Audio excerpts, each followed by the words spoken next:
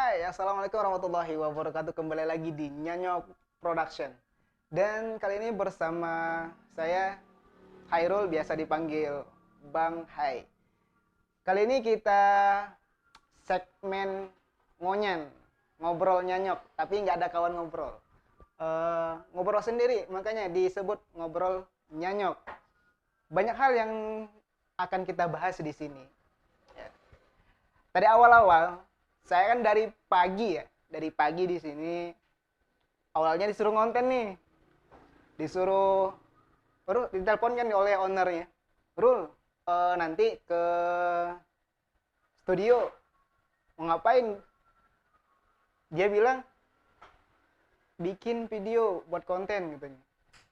Dateng lah saya ini kan, dateng, habis dateng disuruh ini itu dulu, disuruh ngedit dulu, disuruh baring dulu, banyak hal yang harus dikerjakan. Tapi biasa, dan sampai malam ini nih, ya, malam ini baru sekitar jam 8, udah jam 8 nih baru bikin konten. Luar biasa nggak tuh dasar ownernya nih. Makasih. Nah, kali ini kita bahas yang viral-viralnya. Siapa lagi kalau bukan pesulap merah dan Gus Samsudin. Nah, pesulap merah versus Gus Samsudin. Di mana-mana sampai ke televisi pun membahas tentang itu. Kenapa? Karena di video di YouTube-nya pesulap merah, ketika pesulap merah datang tuh kan ya, datang ke padepokannya Gus Samsudin, pas datang tuh kan rame. Ketika itu Gus Samsudin katanya nggak mau keluar, si Marcel pesulap merah tidak ingin masuk ke dalam padepokannya dan pengennya Gus Samsudin itu keluar dan menemuinya di luar, bukan di dalam padepokannya. Dan katanya di dalam padepokannya pun Gus Samsudin ada pasiennya begitu. Nah, ini semakin banyak yang reaction video-videonya Gus Samsudin, video-videonya pesulap merah. Sampai pada titik terakhir yang saya dengar, yang saya nonton juga ya perkembangannya, Gus Samsudin ini ngelaporin si pesulap merah ke polisi. Nah, pada dasarnya gini loh, saya salut sebenarnya sama pesulap merah, yang mana di sini Marcel ya, Bang Marcel. Nah, saya salut, luar biasa. Jarang-jarang ada orang seperti Bang Marcel yang bisa apa ya, belak-belakan membongkar semua praktek perdukunan yang ada di Indonesia ataupun yang ada di konten-konten kreator yang lainnya. Nah, salutnya saya di situ. Semua bisa dijelaskan dengan ilmiah ataupun bisa dijelaskan dengan ada beberapa trik yang dipakai oleh dukun yang menipu ya, dalam kutip, dukun yang menipu pasiennya, yang sampai pasiennya itu ditipu 5 juta, ratusan juta, bahkan miliaran rupiah mungkin ya, dengan praktek pengobatannya. Nah, di sini yang makin gaduh. Pertama kan Marcel datang, ya, Bang Marcel datang nih, pesulap merah. Setelah itu pengen ketemu Gus Samsudin. Terus yang keluar itu yang menyambut pesulap merah mungkin anak buahnya Gus Samsudin ataupun muridnya Gus Samsudin. Nah, ketika itu kan kemungkinan saya lihat di videonya Marcel, Bang Marcel, pesulap merah itu tidak ingin masuk ke dalam padepokan tanpa tidak menghidupkan kamera. Harus on kamera. Kenapa? Kemungkinan namanya orang jauh, pendatang, mungkin dia jaga-jaga. Takutnya dia apa-apain nih nanti di dalam padepokan. Kemungkinan seperti itu pemikiran timnya pesulap merah. Makanya pesulap merah tidak masuk ke dalam padepokan. Dan untuk membuktikannya, kata pesulap merah, itu harus di luar biar semuanya clear. Bisa saja kan di dalam padepokan tanpa on kamera ada apa ya, perjanjian terlebih dahulu. Oh ini sebenarnya settingan loh. Oh ini sebenarnya gini loh. Nah, nanti kita gini ya. Nanti disetting ulang. Dan saya percaya pesulap merah itu konten-kontennya nggak ada yang setting. Ya. Kalaupun ada ya Allah alam lah. Nah dari sini kita belajar dari pesulap merah yang banyak kita belajar bahwa jangan selalu percaya sama dukun. Apalagi dukun yang mengatasnamakan agama. Bayangkan, agama. Ini kan jalannya baik nih. Agama. Kebaikan, tetapi dimanfaatkan untuk kejahatan. Baik itu menipu ataupun sebagainya. Ingat. Nah, oleh karena itu kita sebagai umat beragama, mungkin semua agama sepakat ya, tidak mempercayai dukun ataupun tidak mempercayai hal-hal yang syirik atau melarang. Oke lah, hal-hal gaib pasti ada. Tidak kita pungkiri karena Tuhan pun menciptakan manusia dan jin. Nah, dan kita tidak bisa memungkiri adanya hal-hal gaib. Tetapi dalam hal ini yang disampaikan oleh pesulap merah ataupun Bang Marcel ya, itu benar. Kenapa? Karena banyak dukun-dukun yang menggunakan trik, yang menggunakan ya trik-trik sulap lah untuk memikat kliennya ataupun pasiennya itu untuk berobat ke dia, padahal yang digunakan itu hanya trik. Contoh, kemarin saya nonton ada yang menggunakan kelapa. Ternyata kelapanya itu di bawahnya ada lubang. Di lubang terus ada telur. Nah, kalau telur ini saya udah pernah belajar ya. Pertama, ada yang menggunakan cuka. Cuka itu direndam telurnya. Kan telur itu pasti apa ya? Membuai ataupun agak lembut. Nah, dan bisa dimasukin paku, jarum dan segala dan rambut semuanya bisa. Asalkan jangan masukin televisi, nggak muat, kebesaran, ya enggak. Dan yang kemarin saya lihat lagi Bang Marcel itu pesulap merah, dia memasukkan paku enggak, jarum rambut itu di telurnya itu dia dilobangin, telurnya dilobangin, habis dilobangin dimasukkan benda-benda yang biasa di dukun-dukunnya itu yang bisa menyebabkan yang dibilangnya santet. Ada paku, jarum, rambut. Nah, setelah itu di apa ya? Di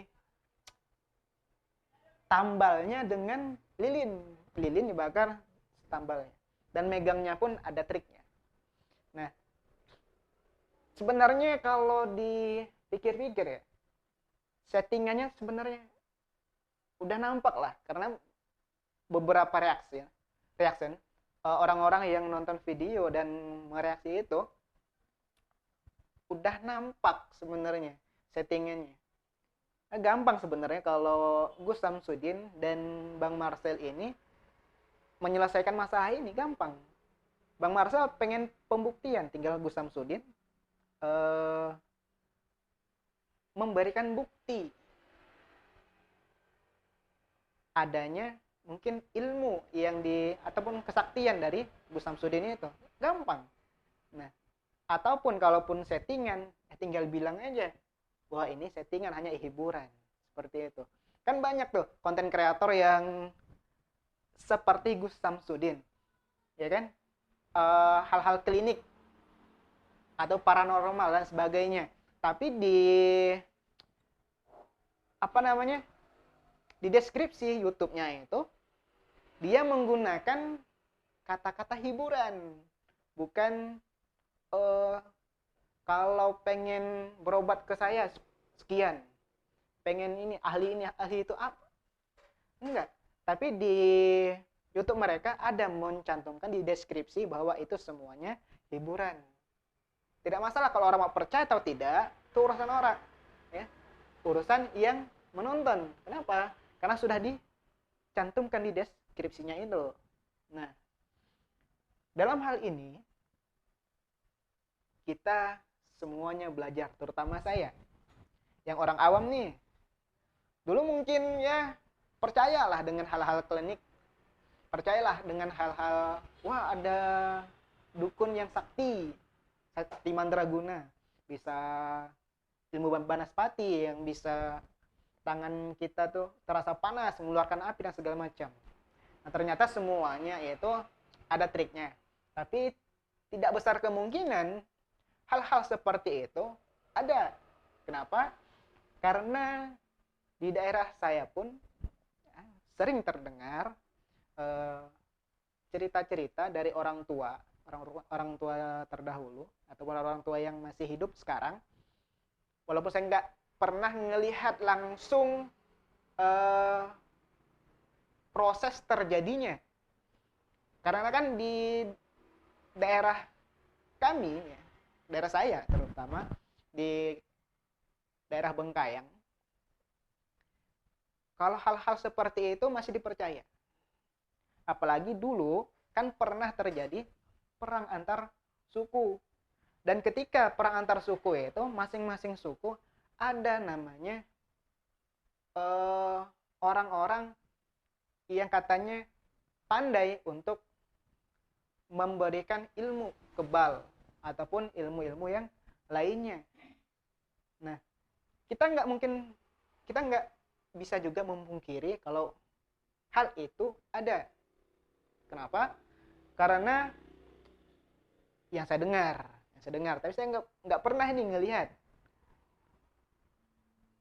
orang tua di daerah saya itu kan sering cerita bahwa si A, si B, satu kampung nih masih, satu kampung, si A ini dulunya kebal. Kenapa orang-orang bisa bercerita seperti itu? Karena kata mereka pernah ngelihat bahwa orangnya itu kebal bacok. Nah, pas itu orang-orang terdahulu, ya orang-orang tua kita dahulu ketika menuntut ilmu hitam katanya, itu sering katanya adu ilmu, ya. Dan banyak hal lagi yang terjadi. Nah, dalam tanda kutip, saya belum pernah melihat, tapi tidak bisa kita pungkiri kalau pun ada ilmu seperti itu. Dan pernah juga saya tetangga, kalau nggak salah, tetangga, dia anak kecil,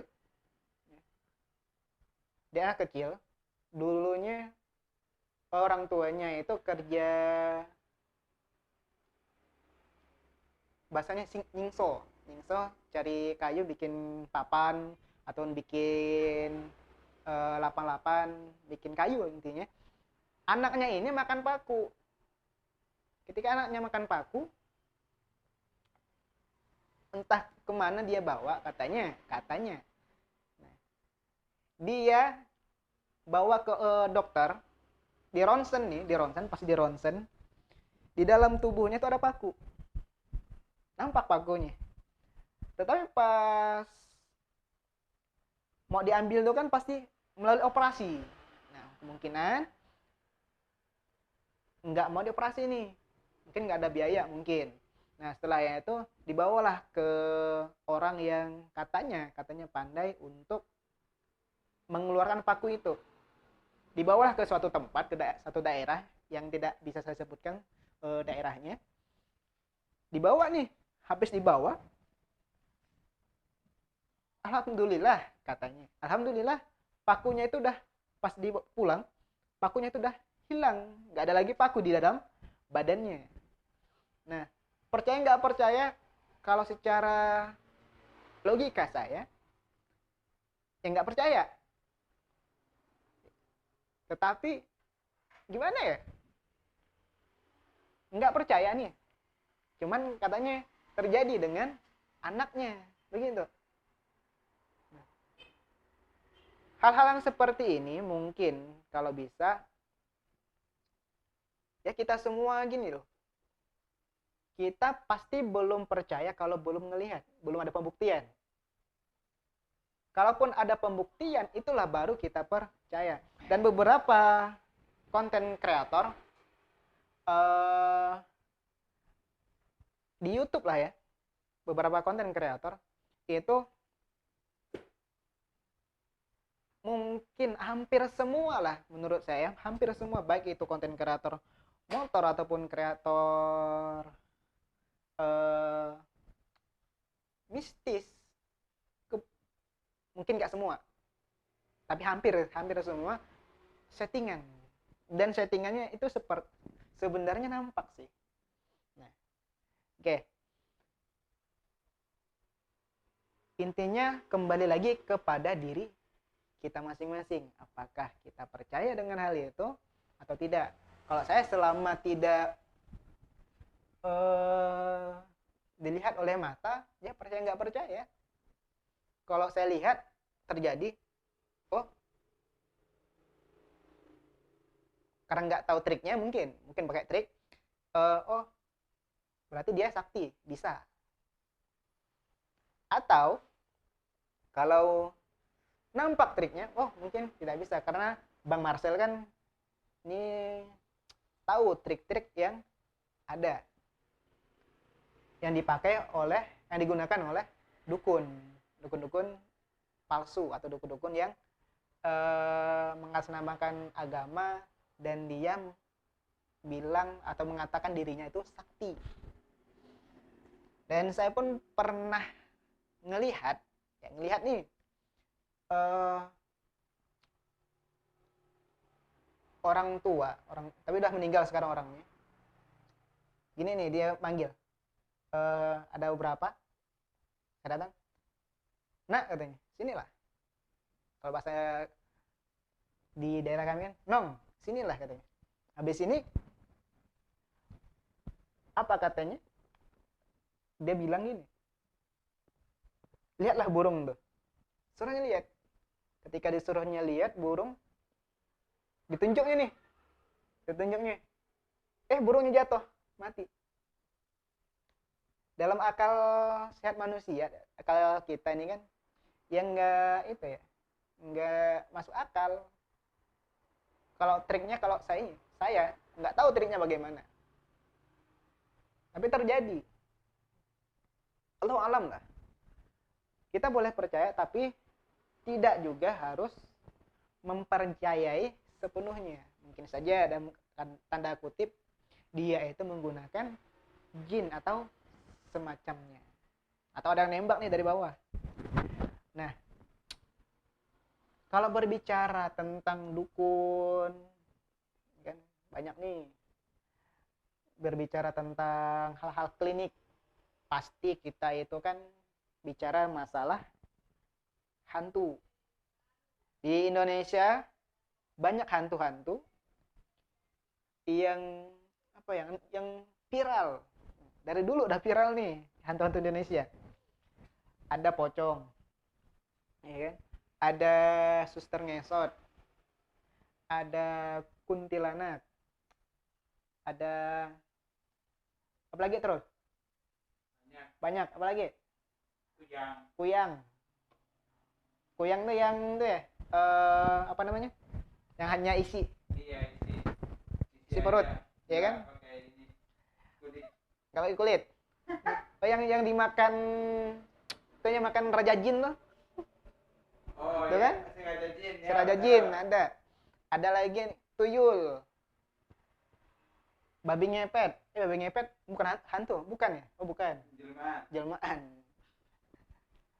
Tapi babi ngepet bukanlah siluman, dia juga bukan arwah gentayangan. Ada lagunya. Ya kan? Masih ingat nggak? Masih ya. Ada filmnya kan? Tuh. Nah, ada lagi kolor hijau. Ada lagi kuntilanak putih, kuntilanak merah.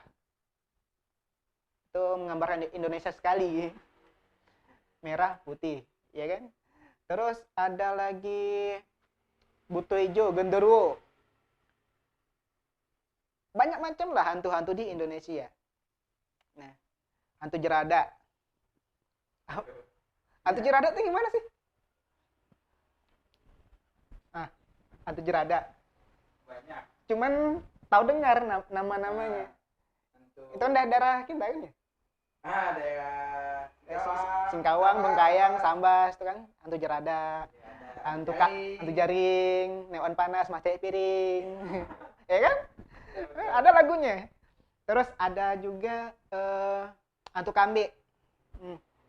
Hantu kambing tahu kan? Hantu kambing itu yang kaki kambing ya? Itu kan? Iya kan? Kaki kambing kan? Tuh. Nah, banyak macam hantu-hantu yang ada di Indonesia. Dan alhamdulillah juga nih, alhamdulillah saya belum pernah ngelihat hantu kuntilanak ya, belum pernah ngelihat pocong ya, belum pernah ngelihat hantu kambing dan hantu-hantu di Indonesia, belum pernah nih ngeliat real. Padahal di Pramuka kita dulu sering keluar malam ya, iya kan? Jurit malam. Tapi nggak pernah kan ngelihat hantu? Nggak pernah. Cuman pernah terjadi di itu kemarin kita kan di Pantai Gosong. Betul. Pantai Gosong yang ngitung pas jumlah orang kita nambah. Ada kan? 3. Nambah 3. Nah itu ada. Nah itu mungkin keusilan dari jin-jin lah ya. Nah dan kita pun juga tidak boleh takut sebenarnya, nggak boleh takut sebenarnya dari hantu-hantu itu. Kenapa? Karena manusia diciptakan itu lebih sempurna, lebih oke, lebih keren loh daripada hantu. Jangan pernah kita takut sama hantu. Seharusnya hantu takut dengan manusia. Kenapa? Ataupun jin-jin takut sama manusia. Kenapa? Karena tempat-tempat hantu, tempat-tempat jin sering kita datengin. Ya. Sering kita ambil tempat mereka. Sering kita ambil minuman mereka, makanan mereka. Sebenarnya mereka yang harus takut dengan manusia. Kenapa kita manusia takut dengan sebangsa jin, dalam kutip hantu? Nah, perbedaan jin dan manusia itu gampang. Jin dan manusia itu adalah perbedaan yang sangat besar. Kenapa? Bertolak belakang nih. Manusia makhluk yang tampak. Jin nih makhluk yang tidak tampak. Manusia ini ya perbedaannya. Manusia manusia kalau ada masalah pasti bersembunyi. Bahasa Inggrisnya betapor. Nah, manusia kalau nggak ada masalah menampakkan diri. Kalau ada masalah menghilang.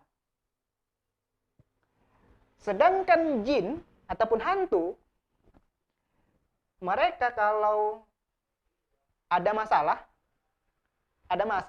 menampakkan diri. Kenapa? Karena mereka awalnya tidak tampak. Tetapi kalau mereka ada masalah, mereka menampakkan diri. Contoh, hantu-hantu di Indonesia semuanya bermasalah. 1, pocong. Pocong itu hantu yang bermasalah. Kenapa? Karena pocong tidak bisa menggerakkan tangannya dan tidak bisa berjalan, dia hanya meloncat-loncat. Masalah pocong adalah karena badannya terikat. Padahal dalam Islam, ketika kita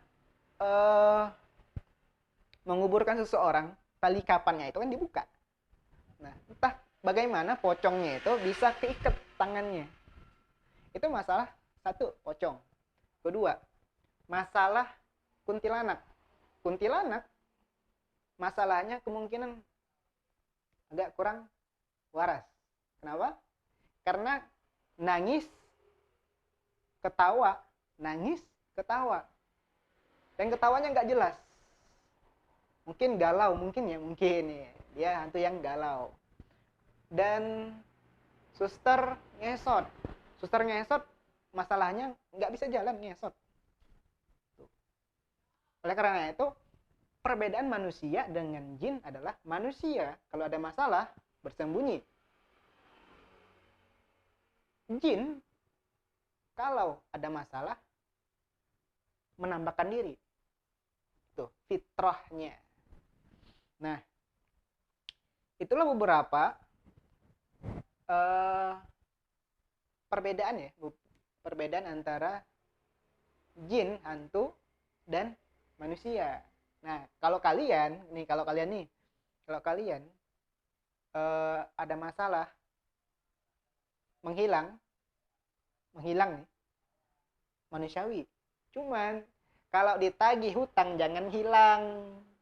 Kasihan yang ngutangin.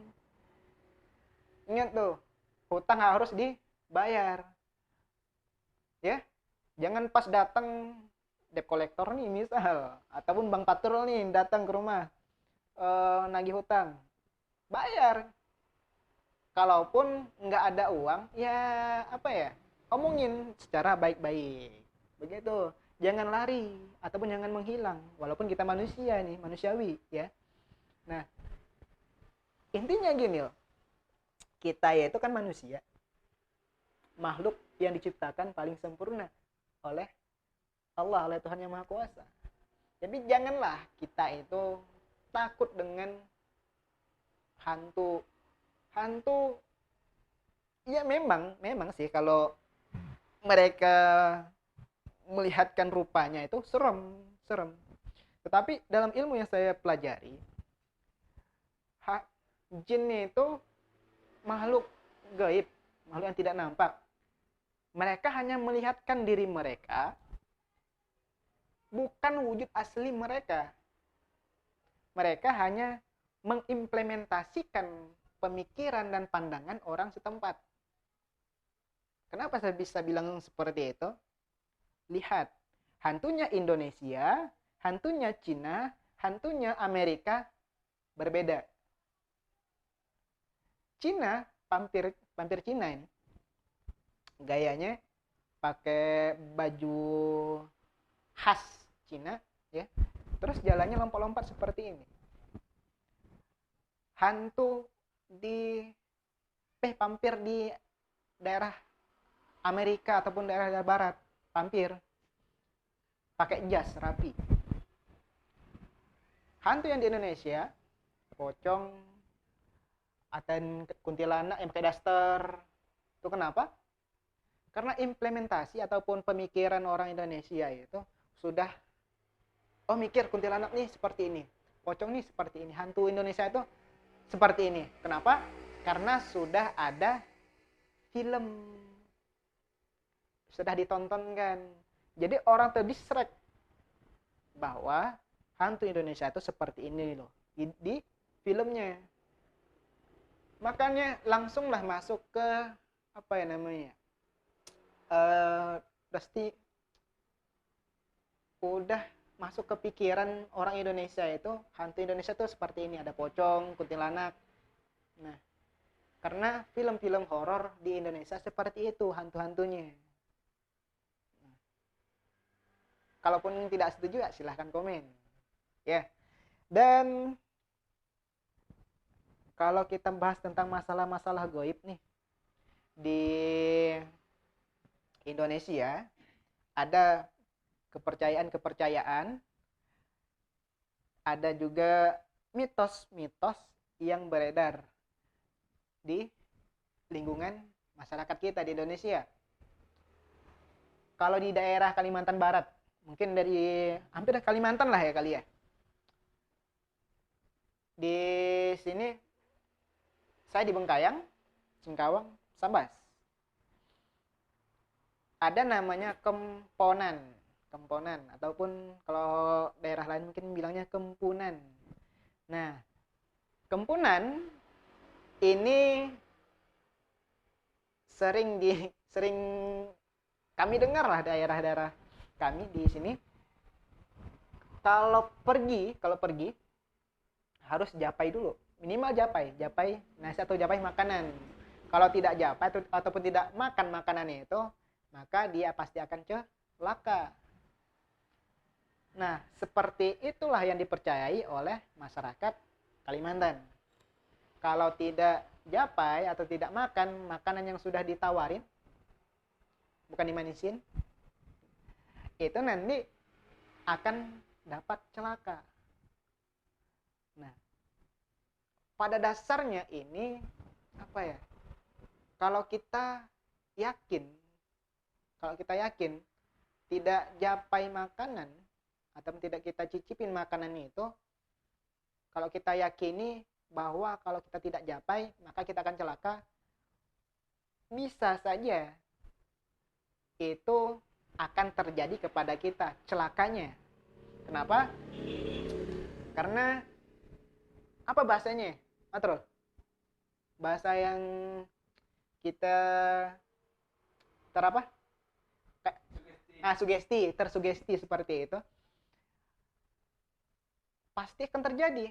Karena sugesti udah ada di pikiran kita. Oh, aku tadi tidak ambil makanan, tidak japai, tidak nyentuh makanan yang ada ditawarin tadi.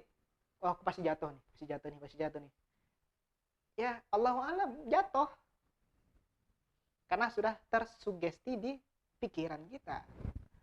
Nah, sebenarnya japai itu japai ataupun orang nawarin kita nih harus minimal kita cicipin atau kita japai, kita kita sentuh makanan itu sebenarnya menurut saya adalah rasa hormat kita kepada orang yang ingin memberi kita sesuatu, terutama makanan.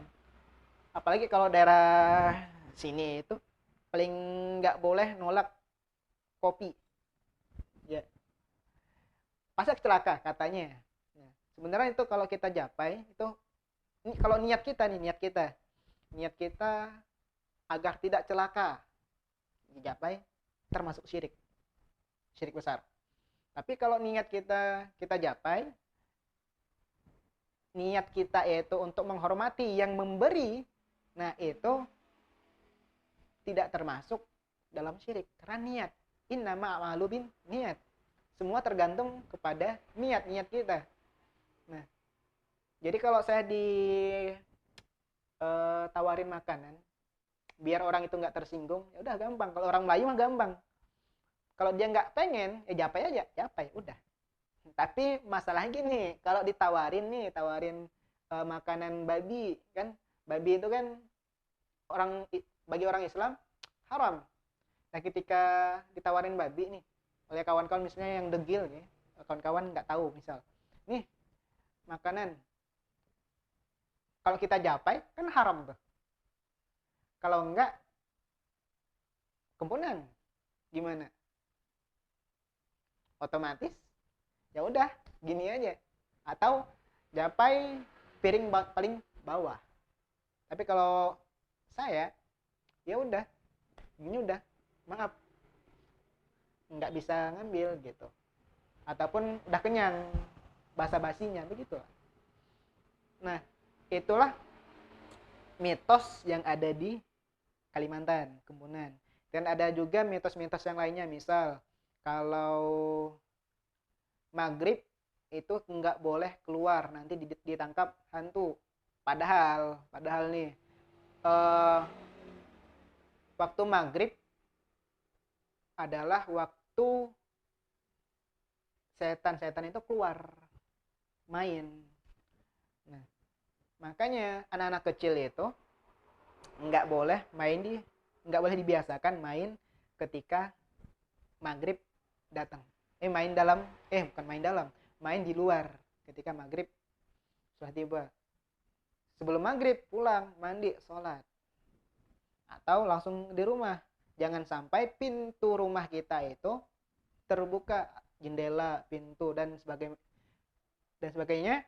Takutnya nanti kalau pintu kita terbuka, jendela kita terbuka, jin-jin akan masuk ke rumah kita. Seperti itu. jangan sampai hal-hal seperti ini sebenarnya tujuannya baik, jangan sampai diarahkan ke hal-hal yang seperti itu, diarahkan ke arah-arah yang syirik. Nah, padahal tujuan utamanya baik. Contoh tadi japai untuk menghormati. Yang kedua, jangan main atau jangan keluar rumah ketika maghrib. Baik sebenarnya, karena pas waktu maghrib itu waktu kita istirahat, waktu kita beribadah, sholat maghrib. Kalau bagi yang agama Islam seperti itu. Pas ada juga pas hujan panas, ya kan? Hujan panas, kalau hujan panas jangan main keluar. Kenapa? Takutnya ada hantu jaring katanya. Nah, takutnya ada hantu, ataupun bisa bikin manusia sakit karena kena hujan panas. Tetapi di penelitian, orang sakit ketika hujan panas itu sebenarnya bukan gara-gara mistis. Ada penelitiannya bahwa orang yang bisa sakit demam ataupun segala macam penyakit lah yang dapat disebabkan oleh hujan dan bakteri itu terjadi ketika copyright, sorry, ketika hujan panas itu kan air bersatu dengan debu yang bergentayangan di udara, kena air nyentuh ke badan, itu akan menimbulkan bakteri-bakteri yang nempel di badan, bahkan nempel di kulit kepala ataupun di tubuh kita. Nah, itulah yang bisa menyebabkan sebuah penyakit, bukan hal-hal yang mistis seperti itu. Nah, mungkin ini bisa menjadi pelajaran bagi kita semua. Tidak semua hal yang terjadi itu kita hubungkan dengan hal-hal mistis, karena semuanya bisa dijelaskan ilmiah, bisa dijelaskan tadi. Bang Marcel, ya, saya kembali ke ulang tadi, ke awal tadi, Bang Marcel menjelaskan bahwa perdukunan adalah kawan-kawannya yang pesulap yang tidak laku pindah ke arah perdukunan.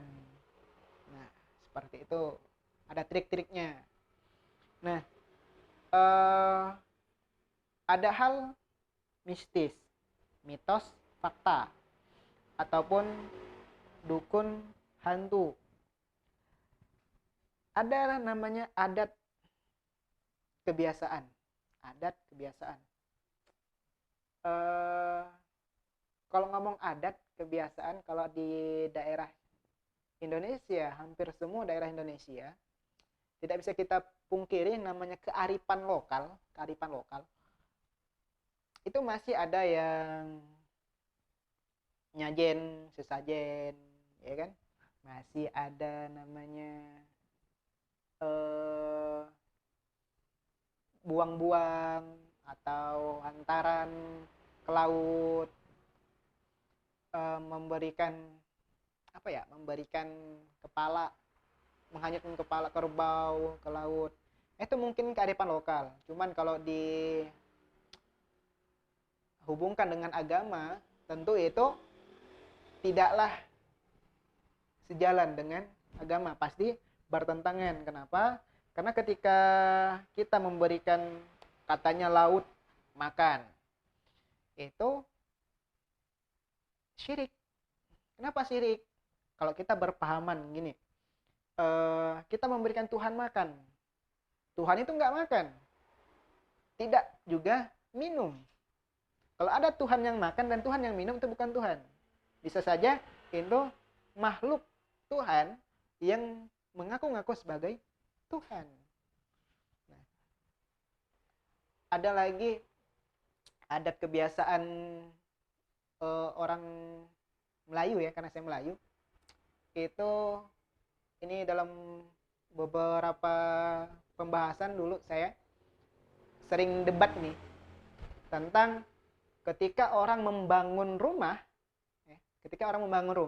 itu harus disimpan makanan, entah itu buah-buahan, pisang, kelapa atau sebagainya, itu di apa namanya terus yang untuk bikin atap. Lupa ya. Nah pokoknya itulah awal-awal, kan? Nah itu harus digantungin buah-buahan atau yang lainnya. Biar apa katanya? Itu sesajen. Ada yang bilang sesajen buat rumah, agar rumahnya itu aman. Padahal nih, kalau tidak disalahgunakan, itu sebenarnya untuk dimakan oleh tukang. Ketika disimpan di atas, itu jangan jadikan sajen. Itu sajen buat tukang, bukan buat setan atau buat jin di situ atau buat penunggu rumah. Ya. Buat tukang makan. Ketika tukang di atas tuh kan ya, masang reng ataupun masang atap rumah, masang genteng, udah ambil pisang makan, kupas makan, ambil kalau ada kopinya ambil kopi minum. Iya, bukan sajen buat makhluk lain begitu, buat tukang sebenarnya. Nah itulah kadang-kadang masyarakat kita itu mungkinnya udah apa ya, tersugesti ataupun udah terstimulasi di dalam otak dari dulu, dari zaman nenek moyang kita sampai sekarang, harus mempercaya itu. Padahal semuanya itu bisa dijelaskan,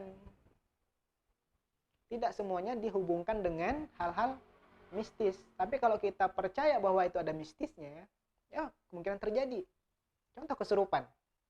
Orang kesurupan, iya emang jin masuk. Karena apa ya? Karena saya bisa bilangnya seperti itu. Saya pun pernah kesurupan. Dan setelah kesurupannya itu cuma sekali sih. Waktu kecil, bukan waktu besar.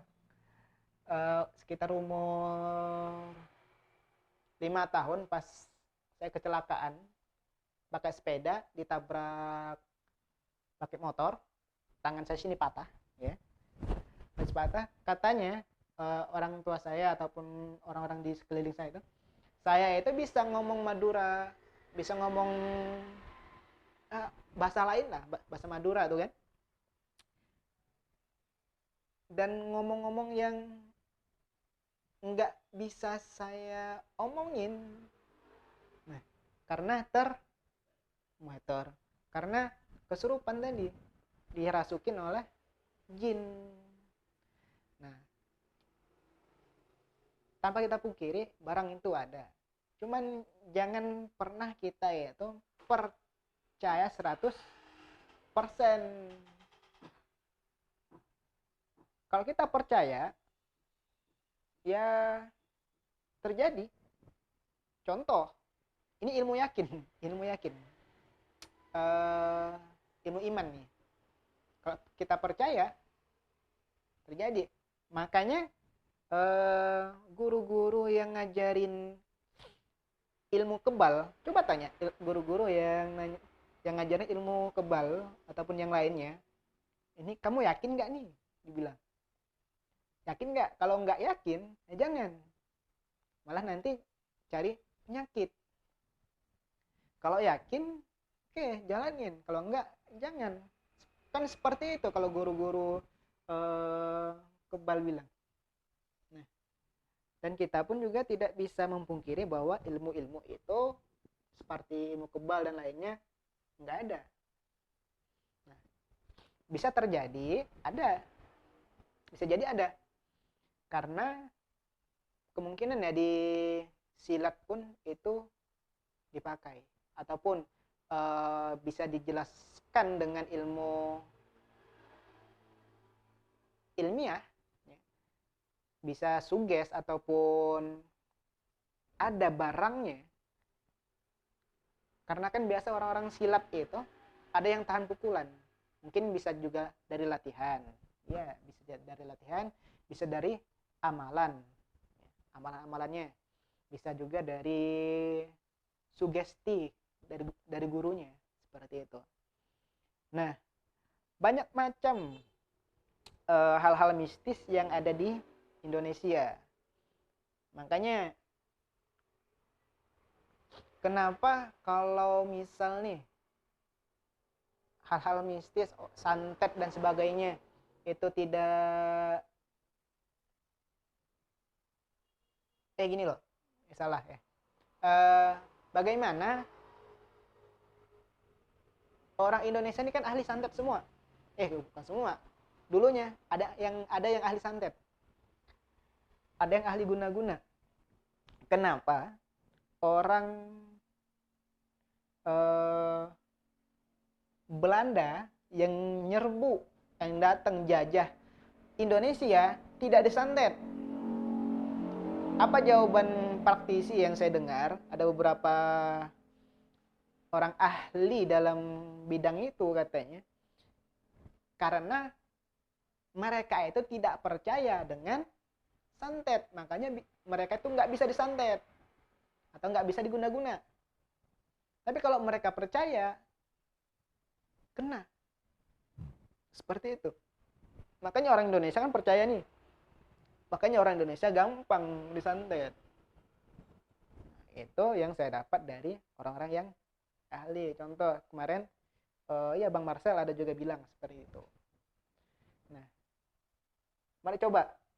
Terus, nyoba santet enggak? Enggak percaya. Nggak percaya ya? Enggak percaya.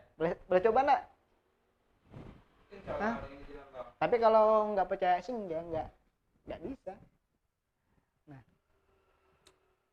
Semar Mesem pernah dengar? Terus? Pernah Semar Mesem.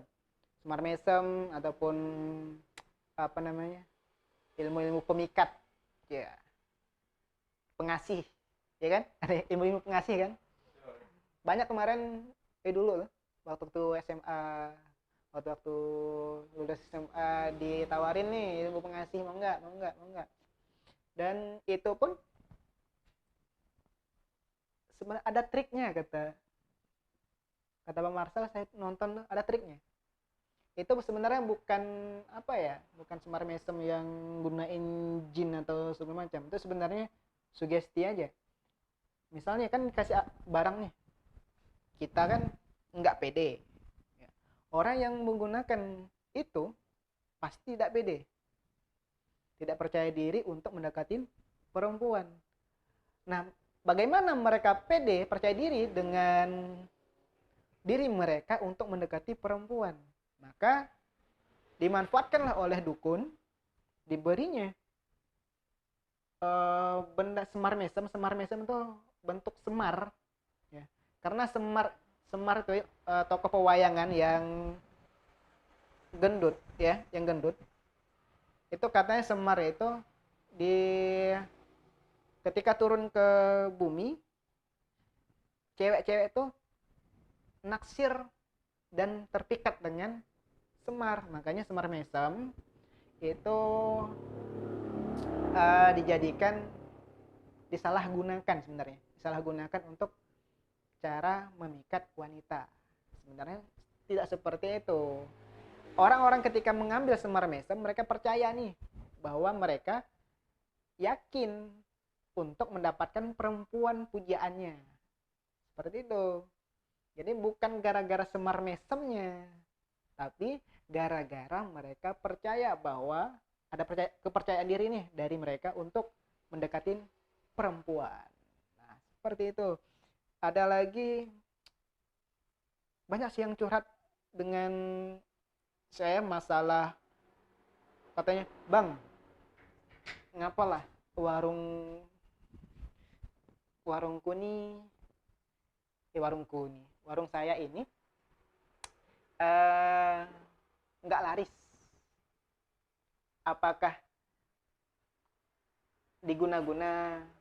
Karena saya pernah ngelihat, katanya, di dalam rumahnya itu ada kayak kain kafan yang di dalamnya tuh isinya tanah, ada juga ya banyak macam lah.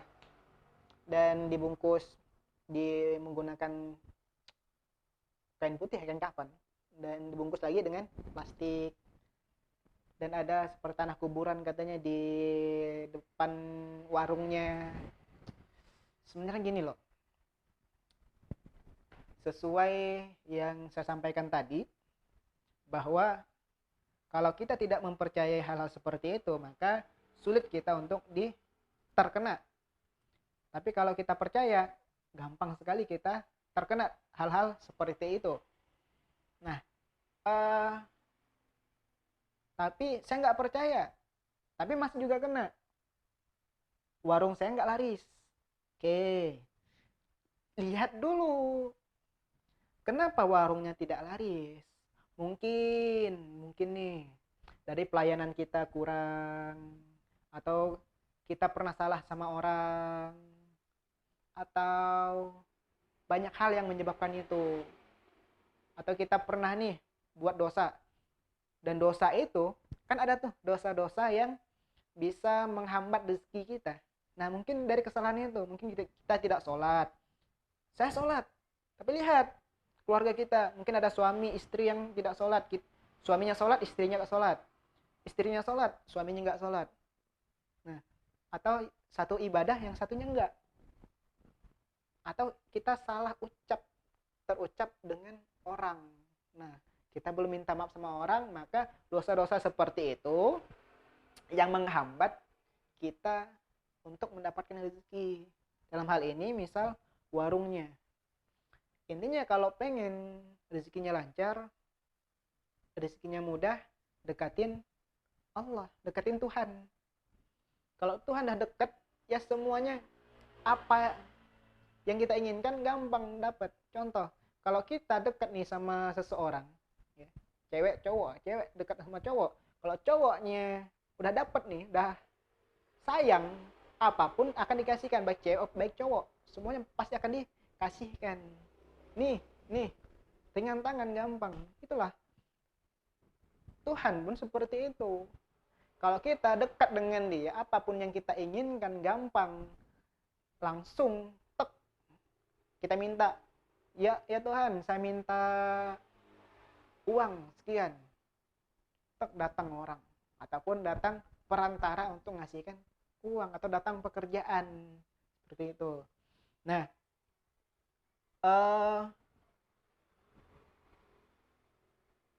oleh karena itu selalu yakini bahwa kita itu punya Tuhan.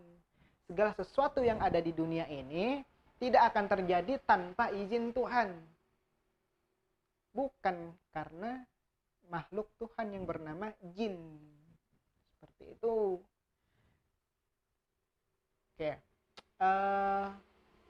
Mungkin ini saja mungkin ya yang dapat kita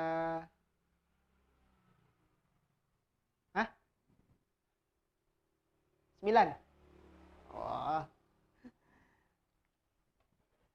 Sebenarnya saya mau nutup nih. Cuman masih disuruh ngomong. Banyak hal sih masalah-masalah mistis yang dapat kita bahas. Ada pernah curhat nih dengan saya, ibu-ibu. Dia katanya sakit udah lama banget. Ketika ada sakit, di dalam tubuhnya itu selalu keluar seperti darah kental ataupun apa ya, katanya sih seperti darah, cuman bukan darah, hitam gitu, kayak penyakit apa ya yang di perempuan tuh keluar dari kemaluan ya keluar hitam. Nah, dicek ke medis ada penyakitnya, cuman sampai sekarang nggak sembuh-sembuh. Diceklah ke orang pinter nih. Orang pinter. Kenapa disebut orang pinter? Ya tahu-tahu lah. Nah, karena yang datang pinter. Datanglah dia ke orang pinter. Pas datang tuh, oh ini pasti diguna-guna, ini pasti dikirimin jin. Allah alam ya, saya pun tidak tahu ilmu-ilmu seperti itu karena nggak pernah melakoni, nggak pernah melakukan hal-hal seperti itu. Tapi pas dibawa ke orang yang pandai ngeruqyah, pas di ruqyah bereaksi, ada jinnya yang masuk. Pas jinnya masuk, jinnya ngobrol tuh sama yang peruqyah bahwa dia itu diguna-guna oleh si A, si B, oleh orang dekat rumahnya, bukan orang-orang jauh katanya. Mungkin yang di depan, samping, karena dia itu mungkin ada yang tidak suka dengan dia. Nah, sampai-sampai carilah dia orang pintar, bahasanya ikhtiar, cari sampai ke nyebrang pulau, tapi masih satu daerah, nyebrang pulau, datengin dukun. Nah, sebenarnya kalau kita datang ke dukun itu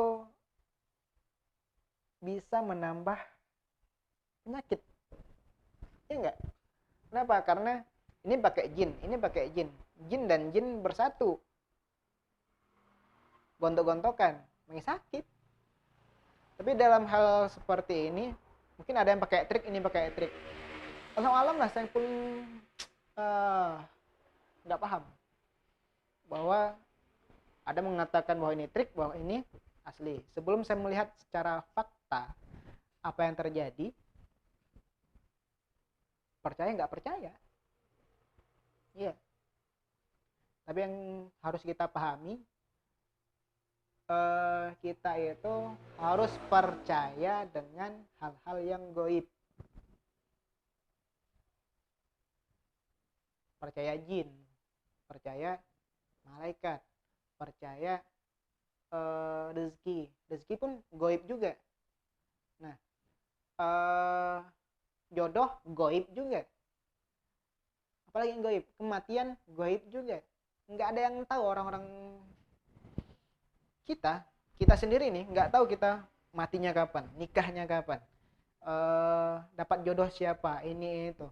Bahkan yang dapat jodoh ini cerai, dapat lagi, cerai lagi, sampai 4 kali nikah, cerai kawin, kita nggak tahu. Namanya hal-hal ini kan gaib.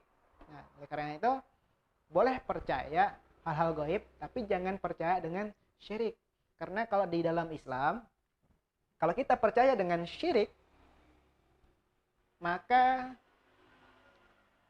40 hari 40 malam ya. Iya. Tidak ada yang tahu. Nggak tahu. Nggak ada yang jelas. Nggak ada yang jelas. Nah, itu ibadah kita itu nggak diterima. Kalau alam lah, hanya Allah yang tahu.